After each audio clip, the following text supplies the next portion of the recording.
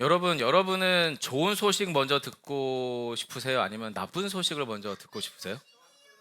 아, 그래. 승환아, 그 대답은 아래에서 부탁해. 예. 한 분은 지금 나쁜 소식이라고 대놓고 이야기하셨는데, 저도 예전에 저의 기질로는 나쁜 소식을 먼저 듣고 싶어지더라고요.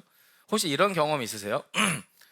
목이 너무 말라서 냉장고를 열었는데 귤이 있어요.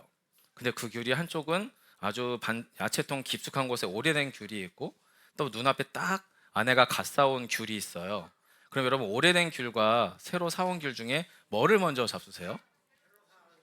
새로 사온 귤. 이상한데요?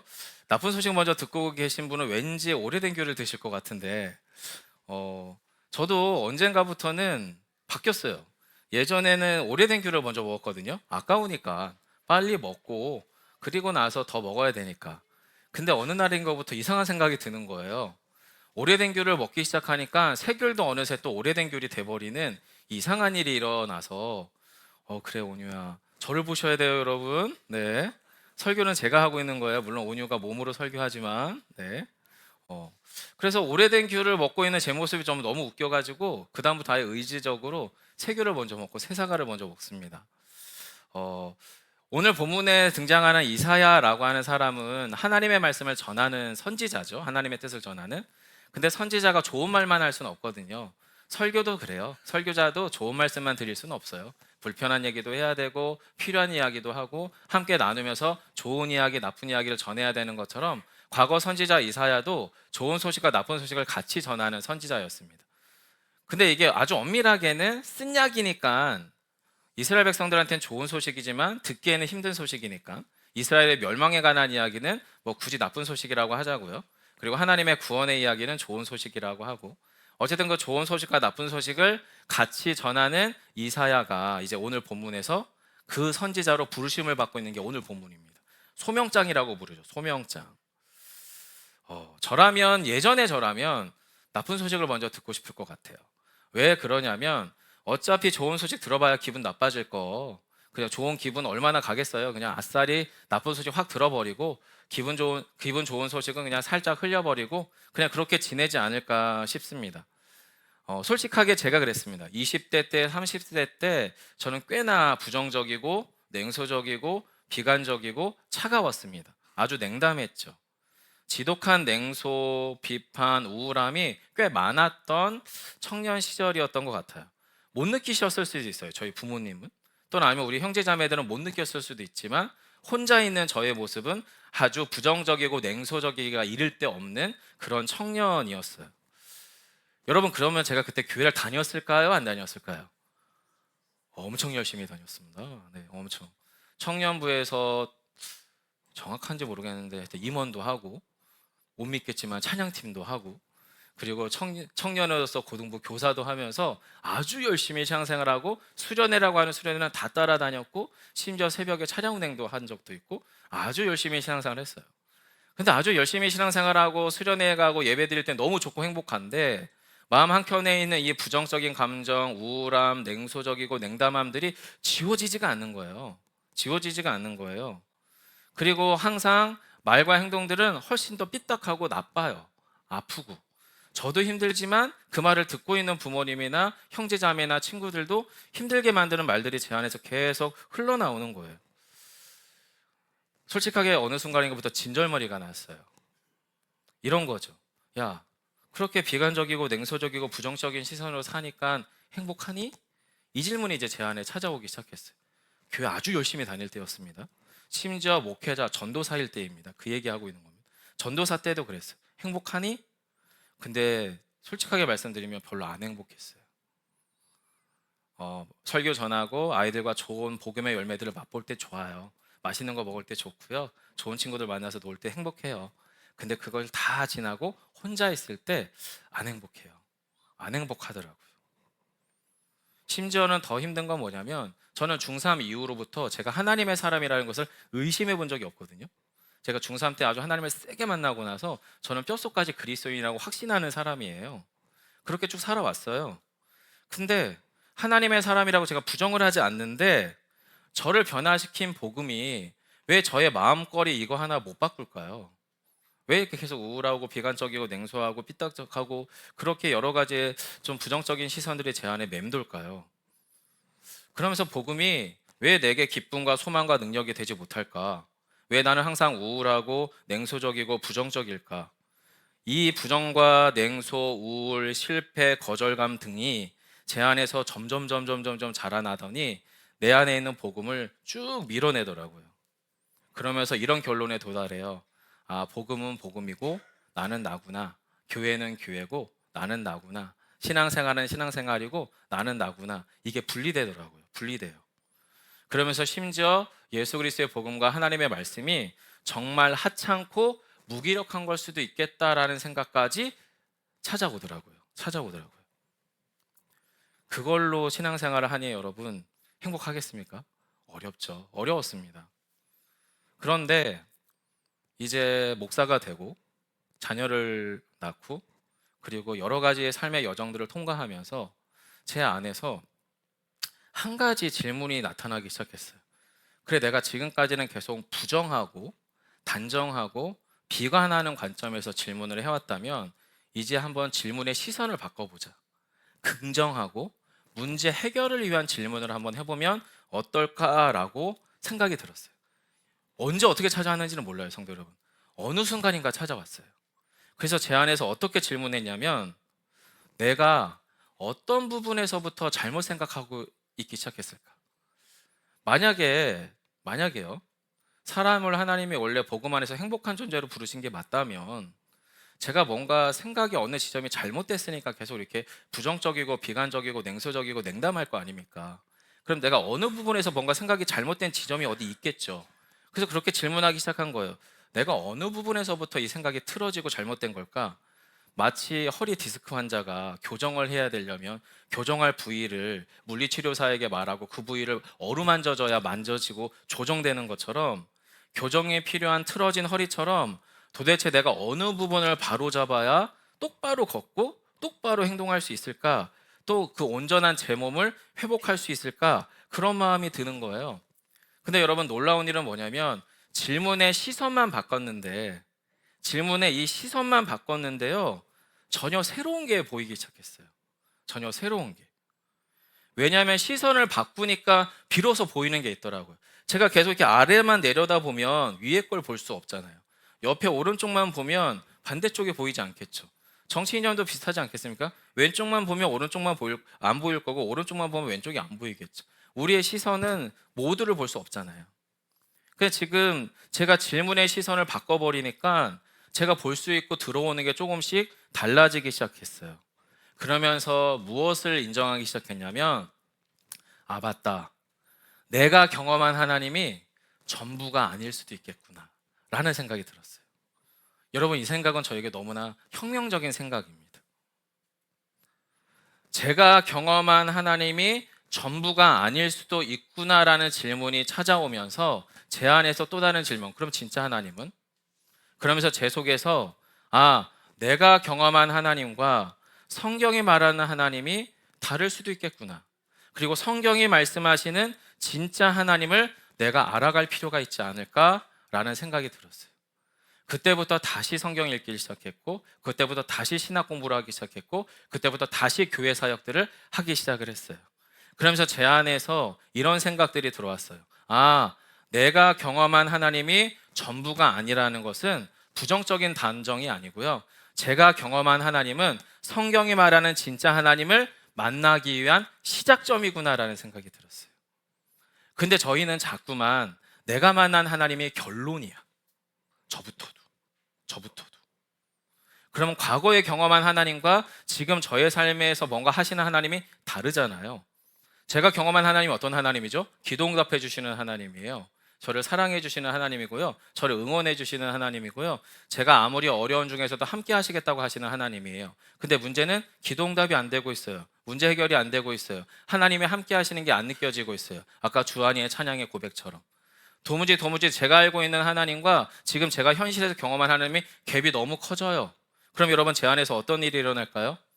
아, 하나님이 없는 거 아니야? 내지는 하나님이 정말 뭔가 하시는 건 맞아? 이런 생각이 들어오지 않겠습니까? 여러분에게만 들어오지 않아요. 저도 그런 생각 되게 많이 해요. 저도 엄청 해요. 그런 생각 들어올 수 있거든요. 근데 생각을 바꿔봤어요. 아, 내가 아는 하나님이 전부가 아니라면 지금 이 상황과 이 형편과 이 수준, 이 상황에서 지금 저에게 말씀하시는, 성경이 말씀하시는 진짜 하나님은 어떤 하나님일까? 이 질문이 이제 제 안에 들어온 거죠. 여러분, 오늘 본문의 이사야도 하나님을 만났을 때 환상 가운데서 하나님을 만나게 됩니다. 소위 신비 체험이죠. 종교적인 신비 체험을 시작을 해요. 이사야가 환상 중에 하나님을 본 거예요. 그리고 하나님이 어떤 분인지 실감해요. 물론 본문을 유심히 보면 한 가지 특징이 있어요. 뭐냐면 하나님이 어떻게 생겼는지, 어떤 분인지 직접적인 묘사가 없어요. 하나님의 얼굴이 어떻게 생겼는지, 하나님의 키가 어떤지, 하나님의 옷이 어떤 스타일인지, 하나님이 어디에 어떻게 있는지, 아니면 하나님이 어떤 풍채, 어떤 느낌의 분이신지, 이런 묘사가 없어요. 오히려 여러분, 하나님이 거기 계시는데 하나님과 관계된 주변에 대한 묘사만 있어요. 그게 여러분 오늘 본문 6장의 앞부분인데요. 1절로 4절 본문을 좀 같이 보겠습니다. 자막을 좀 부탁했거든요. 고맙습니다. 제가 물 한 잔 좀, 한 모금만 하고요. 같이 한번 읽어주실래요? 시작. 보좌에 앉으셨는데 그의 옷자락은 성전에 가득하였고 스랍들이 모시고 섰는데 각기 6날개가 있어 그들로는 자기의 얼굴을 가리었고 그 둘로는 자기의 발을 가리었고 그 둘로는 날며 서로 불러 이르되 거룩하다 거룩하다 거룩하다 만군의 여호와여 그의 영광이 온 땅에 충만하도다 하더라. 이같이 화답하는 자의 소리로 말미암아 문지방의 터가 요동하며 성전의 연기가 충만한지라. 아멘. 여러분, 여기에서 저는 앞부분에서 그의 옷자락이 성전에 가득했다, 스랍들이 하나님을 모시고 섰는데 그들이 하나님께 창화하여 영광 가운데 하나님께 노래했다, 이게 도대체 어떤 그림인지를 모르겠는 거예요. 그리고 하나님의 이 옷자락이 어떤 느낌, 어떤 결, 어떤 촉감을 가지고 있는 옷자락인지 모르겠어요. 여러분은 아시겠습니까? 전 잘 모르겠어요. 정말 모르겠어요. 도대체 이렇게 왜 묘사했는지도 사실 이해가 안 가요. 하지만 궁금해지더라고요. 하나님의 옷자락으로 묘사되어 있는 이 공간에서 이사야가 하나님을 만났어요. 그리고 만난 하나님 앞에서 도대체 이사야는 어떤 느낌을 느꼈을까? 그리고 어떤 감정을 불러일으켰을까? 잘 모르겠는 거예요. 본문에서 하나님의 영광을 직접적으로 묘사하지 않거든요. 하나님이 어떻게 생겼는지, 어떤 풍채신지, 어떤 외모의 어떤 이목구비인지 아무 얘기도 없어요. 오히려 주변적인 이야기만 하죠. 성전에 가득한 하나님의 영광에 대해서 옷자랑 얘기하고 있고 스랍으로 불려지는 천사들 이야기하고 있어요. 알 수가 없어요. 천사가 어떤 목소리로, 어떤 데시벨을 가지고 어떤 크기로 노래했는지도 알 수가 없어요. 저희에게 알게 되는 것은 거기 하나님이 계시더라 라고 하는 거고, 거기 하나님이 계시다는 것을 이사야가 확신했다, 이 두 가지밖에 없어요. 솔직하게는요, 이사야가 본 이 환상이 이사야만 볼 건지 아니면 우리가 정말 죽어서 천국 가서 보게 될 그 모습인지 또 모르겠어요. 전 못 믿겠어요. 그건 가봐야 할 것 같아요. 근데 문제는 여기 하나님의 계심으로 이사야 안에서 일어난 확실한 변화가 하나 있어요. 확실한 변화. 환상 중에 하나님을 만나기 전에 이사야와 환상을 통하여 하나님을 만난 이사야는 같은 이사야인데 완전히 다른 이사야예요. 여러분, 그것을 느끼시겠습니까? 하나님의 부르심 앞에 서 있는 하나님의 사람이요, 하나님의 부르심에 반응하여 참여하여서 하나님을 만나기 전에 그와 하나님을 만난 후에 저는 완전히 다른 사람이라는 거예요. 그게 이사야가 보여주는 모습이에요. 이사야는요, 달라졌을 뿐만 아니라 달라지고 싶어 하고 있어요. 본문을 읽어보면. 그래서 저도 이런 생각이 들었어요. 야, 이 정도 환상은 봐야 목사하는 거 아니야? 기도해봤죠. 근데 안 나타나시더라고요. 이런 꿈은 저한테는 안 나타나요. 저는 이런 꿈을 꿔본 적이 없어요. 그냥 기도 중에 규성아, 내가 너를 안다, 내가 너를 사랑한다, 내가 너를 통하여 나의 뜻을 이루기 원한다, 요 한마디, 이게 제가 중3 때 저의 마음과 귀를 때렸던 음성이거든요. 그거 하나 붙들고 지금까지 20여 년째 목사를 하고 있습니다. 얼토당토 한참 그거 저기서 어떻게 붙들고 갈지. 근데 붙들어져요. 그 말씀 하나 붙들고 가는 거예요. 근데 여러분, 이사야가 어느 정도로 변했냐면 달라졌을 뿐만 아니라 달라지고 싶은 이사야가 됐는데, 어떤 이사야냐면 본문을 유심히 읽어보면 극단적인 자기 부정과 극단적인 자기 긍정을 동시에 하는 아주 헷갈리는 인간이 되어버렸습니다. 자, 5절입니다. 5절. 자막을 한번 좀 띄워주시겠습니까? 5절은 제가 읽을게요. 자, 5절에서 하나님을 만나고 나서 하나님의 영광 속에서 이사야가 이렇게 고백합니다. 화로다, 나여 망하게 되었도다. 나는 입술이 부정한 사람이요, 나는 입술이 부정한 백성 중에 거주하면서 만군의 여호와이신 왕을 배웠음이로다. 이 짤막한 구절 안에서 이사야가 무엇을 받아들이냐면, 하나님의 영광 가운데 있는 나라고 하는 존재가 하나님의 영광 중에서 소멸될 수밖에 없는 너무나 연약하고 부정한 존재라는 것을 깊이 받아들였어요. 왜 그렇게 된 거예요? 저도 모르겠어요, 그건. 근데 지금 이사야는 지금 그 경험을 시작하는 거예요. 극단적인 자기 부정인데, 어느 정도의 부정이냐면 자기를 지워져야 될 것만큼 하나님 앞에서 내가 소멸당해야 될 것 같을 정도의 자기 부정을 경험하고 있는 게 5절이에요. 자, 그런데 5절에서의 극단적인 자기 부정 이후에 이게 널뛰기가 심해요. 8절에서는 극단적인 자기 긍정이 등장합니다. 8절은 자막이 있거든요. 같이 한번 읽어주실래요? 한번 자막 좀 띄워주세요. 8절입니다. 같이 보겠습니다. 시작. 내가 또 주의 목소리를 들으니 주께서 이르시되 내가 누구를 보내며 누가 우리를 위하여 갈고 하시니 그때 내가 이르되 내가 여기 있나이다, 나를 보내소서. 아멘. 여러분, 앞서서는 하나님을 만나고 나서 나 죽을 것 같은데, 나 죽을 것 같아, 너무 힘들어, 너무 힘들어, 그 하나님 앞에서 내가 죽을 것 같다라는 이야기를 지금 하고 있는 이 이사야가 갑자기 하나님께서 내가 누군가를 보내기를 원하는데 누가 갈까라는 질문이 틀린 거죠. 거기에 대해서 하나님 저요! 라고 이사야가 지금 대답하고 있어요. 여러분, 이거 너무 극단적이지 않습니까? 한쪽에선 하나님을 피하고 도망하고 싶고 자기가 소멸될 것 같은 공포감과 두려움, 경외감이 느껴지고 있는 이사야와 불과 질문 한마디로 인해서 하나님 저 가겠습니다 라고 하는 극단의 자기 긍정이 지금 공존하고 있는 거예요. 사랑하는 성도 여러분, 예수님을 만나고요, 그리스도인이 되면요, 하나님을 만나면요, 이 두 가지 현상이 같이 일어납니다. 극단적인 자기 부정과 극단적인 자기 긍정이 동시에 일어나요. 게다가 지속적으로 일어나더라고요. 그러면 목사님 변한 게 없잖아요. 20대 때, 30대 때도 끊임없는 극단적인 자기 감정 속에서 비관적이고 염세적이고 냉담하고 부정적이었던 태도와 또 때로는 어떨 때는 좋아지고 행복하고 마냥 행복했던 이 널뛰기는 똑같은 거 아니에요? 예, 비슷해 보여요. 모습은 비슷해요. 과거 제가 극단적인 부정과 냉소, 비관에 빠져 있다가 빠져나오는 과정처럼 이 두 가지의 감정은 비슷해 보여요. 그런데 결과가 달라요. 결과가.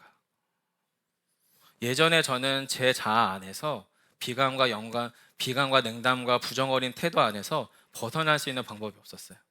저라고 하는 사람 안에 부정적인 감정과 긍정적인 감정이 같이 들어오잖아요. 이 안에서 같이 버무려져서 파괴적인 감정과 파괴적인 태도만 만들어졌어요. 근데 이사야가 지금 하나님을 만나고 나서는 이 부정적인 자기 부정, 극단적인 자기 부정과 극단적인 자기 긍정이 하나님 안에서 어떻게 해요? 생명과 소망과 회복의 스토리로 다시 풀어내지고 있어요. 예전에 저는 부정적인 파괴와 분열만 가득했어요. 그런데 하나님을 만나면서 일어난 저의 자기 부정과 자기 긍정은 하나님이 빚어내기 원하시는 생명과 소망 가운데 시선이 머물러 있어요. 힘들었어요, 지난 주간이. 특별히 저희 교회에 연로하신 어르신 한 분께로부터 전화를 받았죠. 목사님, 이제부터 저가 함께 예배하기가 어려울 것 같아요 라는 말씀을 하셨어요. 병환이 있으셨어요. 그리고 그 병환을 좀 연기시키려고 약도 드시고 계셨어요. 근데 그걸 막아 세우실 수 없었던 것 같아요. 그래서 그분께서 저에게 정중하게 전화를 주셨고 함께하기 어려울 것 같다고 아주 고령의 어르신이 말씀을 하셨어요. 슬펐어요. 시간을 막아 세울 수도 없었고 제가 해드릴 수 있는 것도 아무것도 없고, 다만 부탁드렸던 거는 권사님께, 권사님 그러면 혹여라도 급한 소식이 있을 수도 있고 권사님 안부를 나누려면 권사님 연락처 말고 향남에 사시는 따님 연락처도 좀 주세요 라고 말씀을 드렸어요. 근데 그 전화번호조차도 못 주실 만큼 경황과 마음이 힘드셨던 거 아닌가 싶어요. 저는 그 권사님과 예수하나님께서 개척을 해 나갈 때 그분이 저와 함께 하실 줄 몰랐어요. 근데 이제 저의 모든 신앙의 여정과 향락교회에서의 목회 여정들을 옆에서 같은 교구로서 유심히 보시다가 그분이 저를 찾으셨어요. 그리고 두 가지를 말씀하셨죠. 목사님, 괜찮으세요? 그리고 두 번째는 제가 도움은 안 되겠지만 함께 할게요 였어요. 그리고 이 두 마디는 제 속에서 어떻게 보면 하나님의 회복의 소망의 싹처럼 제 안에서 저를 뭔가 이렇게 자라게 했어요. 그래서 제가 기대한 거는 그분의 평안을 전 알고 있었고, 하나님께 기도하기는 최대한 좀 천천히. 그리고 제가 그 가운데에서 그 권사님과 함께 뭔가 의미 있고 정말로 좀 행복한 어떤 여정에 가기까지를 기도했지만, 역시나 응답하시는 하나님보다는 가만히 계시는 하나님을 만나게 돼요. 과거의 저라면 절망했을 겁니다. 낙심했을 겁니다. 근데 제 안에 일어난 하나님 안에서의 자기 부정과 자기 긍정 안에서 그럼 내가 뭐를 할 수 있을까를 고민하기 시작했어요. 그리고 제가 한 가지 마음 먹은 것은 그분과 함께 아주 짧지만 당일로라도 모시고 여행이라도 한번 가보자. 맛있는 것도 좀 먹고 차도 한잔 나누면서 그간 함께 하셨던 시간이 얼마나 고마웠었는지, 얼마나 큰 힘이 됐는지 꼭 좀 전해드리고, 그 권사님과 함께 혹여 이제 나중에 저를 못 알아볼 때가 되더라도 그 시기간까지 서로가 얼마나 진심이었는지를 나누자. 이런 사고를 전 할 수 없는 존재의 사람입니다. 사실은 부정과 낙담에 침식돼서 어떤 결정도 못할 존재가 저였습니다. 만약에 제가 하나님을 만나지 않았던 저의 극단적인 자기긍정과 자기 부정 안에만 있었다면 저는 과거의 그 한규성이었을 겁니다. 하지만 이제는 제 안에 부정은 저를 삼키지 못합니다. 왜냐하면 그 부정 안에 담겨진 소망의 씨앗이 있거든요. 소망의 씨앗이. 성도 여러분, 저희는 바로 부정 안에 담겨진 소망의 씨앗을 품고 살아가는 존재예요. 우리가 그 싹을 틔울 수는 없어요. 하지만 하나님이 저와 여러분 안에 심어 놓으셨습니다. 그래서 어느샌가부터 저는 제 안에 있는 부정을 넘어 소망의 씨앗이 싹트기를 기대하는 삶을 살아가 보고 싶은 열망이 사로잡혔어요. 하나님이 주도하시는 하나님의 세상을 살아보고 싶어요. 하나님이 빚어가시는 제가 되고 싶어요. 하나님이 빚어가시는 우리의 가정이 됐으면 좋겠어요. 하나님이 빚어가시는 우리의 교회와 마을이 됐으면 좋겠어요. 그게 어떻게 가는 건지는 잘 몰라요. 저도 안 가봤으니까. 저는 익숙한 대로는 저의 저중심적인 자기 긍정과 저중심적인 자기 부정 안에서 제가 원하는 결정들을 설득하면서 가는 데 익숙한 사람이지, 하나님께 질문하면서 가는 게 익숙한 사람이 아니잖아요. 하지만 이사야가 만난 하나님이 저와 여러분과 만난 하나님이 같은 하나님이라면 우리가 질문해 봐야죠. 질문해 봐야죠. 하나님, 제가 이 상황에서 어떻게 하기를 원하십니까? 이 질문은 저에게 엄청난 긍정 에너지와 질문들을 가져다 주죠. 사랑하는 성도 여러분, 세상은 저희에게 세상과 똑같은 시선으로 우리를 바라봐 달라고 말하지 않아요. 가정에서 여러분의 불신의 배우자들은 내가 당신을 바라보는 똑같은 시선으로 나를 바라봐 달라고 말하고 있지 않아요. 우리의 교회는요, 세상의 똑같은 논리와 시선으로 세상을 바라봐 달라고 말하고 있지 않아요. 세상과 사람들은요, 제발 너희들만이라도 복음의 시선으로 나를 바라봐 달라고 말하고 있어요. 왜냐하면 우리 안에 그 소망을 품은 씨앗이 있다면 그 복음의 시선이 우리가 가지고 견지해야 될 시선인 거죠. 그러려면 하나님 앞에 정직하게 서야 돼요. 정직하게. 예, 저도 참 부족합니다. 고집스럽고요, 자기 편견이도 있고요, 조급해요. 그래서 여러 사람들을 힘들게도 해요. 아프게도 하고 속상하게도 하고 실망도 안겨드려요. 예, 그게 접니다. 그걸 인정할 수밖에 없습니다. 하지만 우리 모두가 그 하나님의 앞에서 우리 각자의 이 부정적인 실체를 완전히 까발리시는 하나님의 현존 앞에 정직하게 각자 좀 서보셨으면 좋겠어요.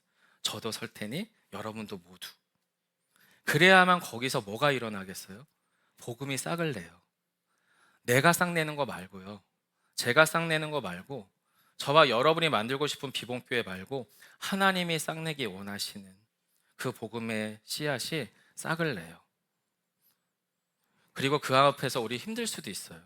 왜냐면 하나님의 완전한 거룩함, 완전한 아름다움에서 우리는 누추함을 느끼거든요. 우리의 불완전함을 발각당하거든요. 사실 이 지점이 우리를 엄청 불편하게 해요.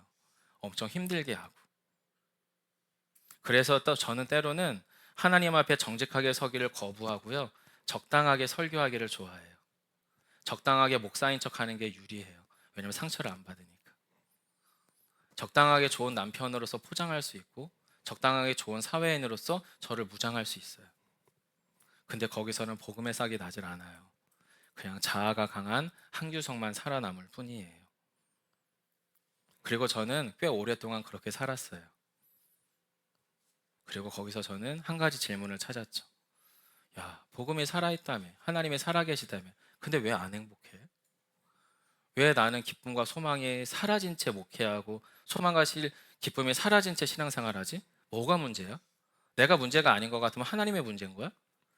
근데 여러분, 하나님의 문제면요, 하나님의 문제면 저 말도 안 되는 하나님의 사람들의 삶이 설명이 안 되는 거예요. 저랑은 아주 현격한 차이로 복음 가운데 하나님께 헌신되어 있는 저 종류의 사람들은 없어져야 돼요, 지구상에. 근데 기독교 2000년 역사 안에서 진짜 하나님을 만난 게 아니라면 절대 할 수 없는 결정과 절대 할 수 없는 삶의 선택들을 해왔던 수천, 수억의 그리스도인들이 엄연히 살다가 죽었어요. 그러면 하나님의 문제가 아닌 거면 제 안에 뭔가가 문제죠. 제 안에 뭔가가. 그리고 그게 저의 20대와 30대를 숨막히게 했던 것 같아요. 교회를 다녀도, 신앙생활을 해도, 심지어 목회자가 되어도 제 안에 부정과 냉소, 우울과 비관을 벗어버릴 방법이 없어요. 왜요? 제가 아는 하나님, 제가 만든 하나님, 제가 해석하는 하나님, 제가 용납하는 하나님만 제가 신앙하다 보니까 성경이 말씀하시는 진짜 하나님을 제대로 직면할 수 있는 순간들과 찰나가 제 안에 너무 부족해져요. 너무 부족해져요. 그러면서 어느새 저 안에 질문이 찾아왔어요. 어쩌면 충분히 하나님을 발견한 게 아닐 수도 있지 않을까? 이 정도 신학 공부했고, 이 정도 목회했고, 이 정도 성경 읽었으면 내가 하나님의 하자라도 충분히 아는 사람일 줄 알았는데, 어쩌면 규성아, 너는 충분히 하나님을 발견한 게 아닐 수도 있지 않을까? 라는 질문이 제 안에 들어왔어요. 그리고 역으로 이 질문도 들어왔어요. 규성아, 너 정말 하나님 안에 충분히 들어가 있니? 아닐 수도 있겠더라고요. 아닐 수도 있겠어요. 그러면서 하나님 앞에 진실하게 서기를 기도하고 부탁하는 씨름의 여정이 제 안에 필요함을 느껴요. 사랑하는 성도 여러분, 저희 모두가 하나님 앞에 진실되게 서기를 부탁드립니다. 저부터도 노력해 보겠습니다. 그리고 그 하나님께서 우리를 통해 무엇을 보게 하시는지, 무엇을 알게 하시는지를 곰곰하게 질문해 주시기를 부탁드립니다. 말씀이 우리의 시선과 열망을 새롭게 할 때 우리 삶에서 진짜 어떤 변화가 일어날지 상상하고 도전하고 실행해 보시기를 축원드립니다. 결국에 하나님의 실체를 느끼고 이사야가 자신의 실체의 누추함과 추악함에 눈을 뜨자 어떤 일이 일어났냐면 극단의 부정에서 극단의 긍정으로 옮겨갔어요. 하나님, 제가 가겠습니다. 하나님, 제가 하겠습니다. 덮어놓고 따지지도 않고 하나님, 제가 할게요 라고 변모된 인간이 되어버렸습니다. 그리고 거기서부터 진짜 하나님의 부르심이 시작됐습니다. 여러분, 오늘 본문을 보시면요, 성경이 말하는 하나님을 알아가기로 작정한 이사야. 자, 그럼 이제부터 불행 끝, 행복 시작이어야 되잖아요. 근데 성경이 뒤통수를 한번 더 쳐요. 9절로 12절입니다. 하나님의 부르심 가운데에서 이사야에게 하나님이 뭐라고 말씀하셨는지 보세요. 9절로 12절 함께 읽겠습니다. 여호와께서 이르시되 가서 이 백성에게 이르기를 너희가 듣기는 들어도 깨닫지 못할 것이요 보기는 보아도 알지 못하리라 하여 이 백성의 마음을 둔하게 하며 그들의 귀가 막히고 그들의 눈이 감기게 하라. 염려하건대 그들이 눈으로 보고 귀로 듣고 마음으로 깨닫고 다시 돌아와 고침을 받을까 하노라 하시기로. 11절이요. 주여 어느 때까지니까 하였더니 주께서 대답하시되 성읍들은 황폐하여 주민이 없으며 가곡들에는 사람이 없고 이 토지는 황폐하게 되며 12절이여 여호와께서 사람들을 멀리 옮기셔서 이 땅 가운데 황폐한 곳이 많을 때까지니라. 아멘. 여러분, 이거 완전 뒤통수 아니에요? 작정했어요. 이제 하나님 앞에서 제대로 살아보기로 결정한 거예요. 하나님, 제가 가겠습니다. 그럼 이제 하나님이, 그래, 좋아, 내가 이스라엘 가운데 너 보낼 거니까 너가 말 한마디만 해, 행동 한 번만 해. 그럼 하나님이 일하실 거야, 역사하실 거야, 뭔가 이루실 거야. 이렇게 가야 이게 우리가 원하는 드라마가 되는데, 하나님이 지금 하는 얘기가 뭐냐면요, 가서 내가 전한 대로 그대로 얘기해. 심판의 얘기도 얘기하고 구원의 얘기도 해. 근데 사람들은 안 바뀔 거야. 네가 아무리 뭐라고 이야기해도 절대 안 변해. 솔직히 사람은 변할 수 없는 존재야. 어느 정도까지요? 황폐화돼서 이스라엘에 사람이 없을 때까지, 그 이스라엘 마을 한복판에 사람이 사라질 때까지 절대 안 바뀔 거야. 그럼 뭐하러 보내? 그럼 뭐하러 말하라고 하셔요? 뭐하러 선지자를 보내요? 안 바뀔 건데. 여러분, 이럴 거면 뭐하러 이사야를 선지자로 부릅니까? 사람들 앞에 변화도 좀 일어나고 회복의 소망도 넘쳐나야 이거 해볼 만한 것 아닙니까? 여러분, 우리에게 적용해 보면 그럴 거면 뭐하러 우리가 이 예수비용교회를 개척해요? 우리가 뭐하러 예수를 믿고 뭐하러 이렇게 의미 있다고 말하는 신앙생활 여정 안에 저와 여러분 이렇게 같이 어울려서 함께 이렇게 교회를 빚어가고 있어요? 정말 고약한 하나님입니다. 정말 지독하고 고집스럽고 심술 맞은 고집쟁이 하나님처럼 보입니다. 그런데요, 성도 여러분, 오늘 이 말씀을 준비하면서 어제 밤중에 이런 질문이 저에게 찾아왔어요. 이런 질문이 두 가지였어요. 하나님이 진짜 하나님이라면, 두 번째는 제가 진짜 하나님의 사람이라면, 그래서 그 진짜 하나님이 진짜 하나님의 사람인 저에게 하나님께서 행하시고 싶은 회복이라면, 그리고 그 하나님께서 이루실 구원이라면 어떤 수준의 일이 일어나야 될까? 어떤 수준의 일? 하나님께서 진짜 하나님이 행하실 회복이라면 영원한 회복이겠죠. 그리고 진짜 하나님이 행하실 구원이라면 완전한 구원이겠죠. 그럼 이 영원한 회복과 완전한 구원은 어떤 수준의 일이 일어나야 될까를 묵상하다 보니까 이런 그림이 그려졌어요. 솔직히 제가 이제 큰 병이 걸렸어요. 죽을 병이에요. 이 병은 저 의사가 아니면 고칠 수가 없어요. 근데 이 병은 분명히 사망에 이르는 병이에요. 그래서 제가 수술대에 올랐어요.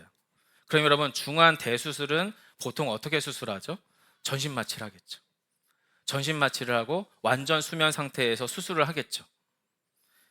만약에 제가 죽을 수밖에 없는 그 어떤 상태에 있었던 환자라면, 그리고 십자가라는 수술대 위에서 예수라고 하는 의사가 저를 고치려고 한다면, 저는 어느 정도 수준이냐면 완전 마취의 완전 수면 상태에서 이루어지는 대수술 정도는 겪어야 되지 않을까라는 생각이 드는 거예요. 또 한 가지는 제 안에 온갖 죄의 암세포가 가득해요. 죽음이라고 하는 결과값이 기다리는 암세포예요. 이 암세포 가운데에서 이제 치료를 했어요. 그리고 나면 이제 제가 세상으로 나가야 되잖아요. 그럼 이 온몸에 있는 세균과 바이러스를 다 빼내기 위해서 완전 무균실 정도는 들어갔다 나와야 되지 않을까 싶은 거예요. 그래서 다시 태어난 갓난아기처럼 갓난아기의 면역 체계를 가지고 새로운 세상에서 새로운 사람을 만나야 되지 않을까 싶어요. 진짜 하나님이 진짜 하나님의 사람을 구원하는 거라면. 이 생각을 하니까 예수님의 십자가의 죽음이 이해가 돼요. 이러니까 하나님의 아들 정도는 죽으셔야 내 죄와 죽음의 문제가 해결되겠구나. 이게 조금 들어오기 시작해요. 하나님의 아들의 사랑 정도는 돼야 내 안에 있는 사랑 없음과 내 안에 깨트려지지 않는 높은 자아를 깨트릴 수 있겠구나. 그런 생각이 드는 거예요. 왜 그런가요? 하나님의 영원한 회복, 완전한 구원은 실제로 성경이 말하잖아요. 완전히 죽어버린 예수님의 십자가의 이야기를 지나서 부활이 싹을 틔운 이야기거든요. 여러분, 오늘 본문 마지막 13절입니다. 오늘 본문 13절에서 이사야에게 하나님은 이렇게 선포하십니다. 같이 읽어보겠습니다. 시작. 그 중에 10분의 1이 아직 남아있을지라도 이것도 황폐하게 될 것이나 밤나무와 상수리나무가 배임을 당하여도 그 구루터기는 남아있을 것 같이 거룩한 씨가 이 땅에 구루터기니라 하시더라. 아멘. 복음이요, 왕성한 밤나무와 상수리나무가 이제 밤과 도토리를 잔뜩 열어서 저절로 그냥 두두두둑 떨어질 때까지 그렇게 왕성한 복음이 아니더라고요. 예수님의 십자가의 복음은 오히려 엄청나게 으리으리하고 커서 정말로 엄청나게 많은 밤과 도토리를 얻어내는 나무가 아니라 그게 댕강 잘려진 그 구루터기로부터 시작되는 복음이더라고요.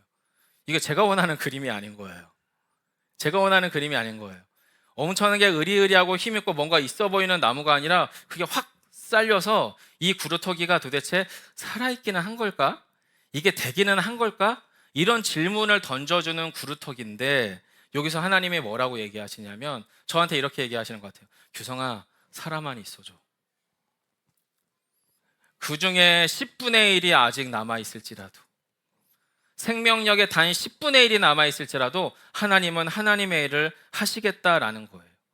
십자가가 그 얘기잖아요. 다 끝났다고 느꼈어요. 제자들 다 떠났고 예수님의 어머니 마리아조차도 좌절했고 부활을 예감하지 못했어요. 완전히 내려놨어요. 근데 그때 일어난 부활이었으니까요. 우리 예수비문교회 출발점도 사실 그런 면이 없잖아 있어요, 여러분. 이 모든 것들 안에서 지금 성경이 이야기하는 건 뭐예요? 복음은 모든 것이 잘려버린 구루터기 같은 이야기로부터 시작되는 이야기라는 거예요. 우리가 만난 하나님, 우리가 믿는 하나님이 끝이 아니라 이제 시작이라는 거예요. 여러분의 인생에 구루터기가 있을 수 있잖아요. 가정에서 댕강 잘려져 있는 여러분의 어떤 형편과 상황들이 있을 수 있잖아요. 우리의 영적인 지점에서 잘려진 구루터기와 같은 상황들이 있을 수 있잖아요. 여러분, 우리의 상황들이 언제나 항상 나이스하게 우람하게 성장해 있는 밤나무와 상수리나무 같습니까? 그렇지 않잖아요. 근데 그 상황에서 하나님은 우리에게 지금 뭐라고 이야기하시는 거예요? 살아만 있어라. 10분의 1만 남겨라. 무엇을 남겨야 될까요? 저는 그 10분의 1이 이런 것 같아요. 이번에 경남에 산불이 있었잖아요. 제가 이제 전소된 교회 사진들을 몇 개 받았어요. 아는 목사님 통해서. 야, 이거 되겠어? 근데 이미 뭔가가 되고 있더라고요. 되고 있더라고요. 저희와 비슷한 생각들을 한 교회들이 제법 있었던 것 같아요. 그리고 우리는 알지 않습니까? 아무리 산불이 그 산을 초토화해서 지나갔어도 거기서 봄이 되면 싹이 돋고 뭔가 새로운 생명이 시작된다는 걸 저랑 여러분 다 알지 않습니까? 아무리 완전 전소처럼 느껴진 그 산에서도 싹은 나잖아요. 싹은 나잖아요.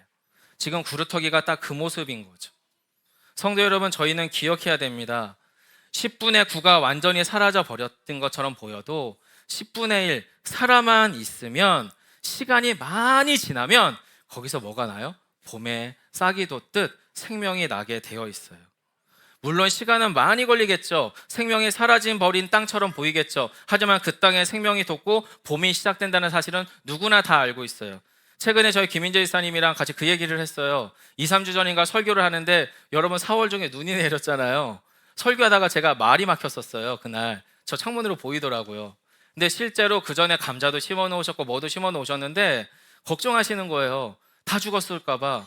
근데 어르신께 여쭤봤어요, 지사님께. 그랬더니 다 죽진 않았다고요. 살로면 살았다고. 여러분, 살로면 살아요. 살로면 살더라고요. 저희 예수비문교회 안에서 이 복음의 놀라운 반전과 역전이 있기를 소망합니다. 단 조건이 뭐예요? 주 예수 그리스도의 복음의 씨앗이 우리 안에 담겨져 있어야 돼요.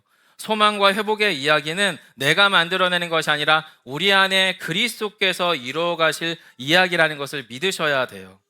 많이도 아니에요. 우리 마음의 10분의 1, 우리 가정의 10분의 1, 우리 교우 중에 10분의 1만 있으면 다시 시작될 일이에요. 바로 그 한 줌의 소망이 우리 안에서 싹을 틔우는 놀라운 봄날이 되시기를, 영혼의 봄날이 되시기를 우리 모두에게 축원합니다.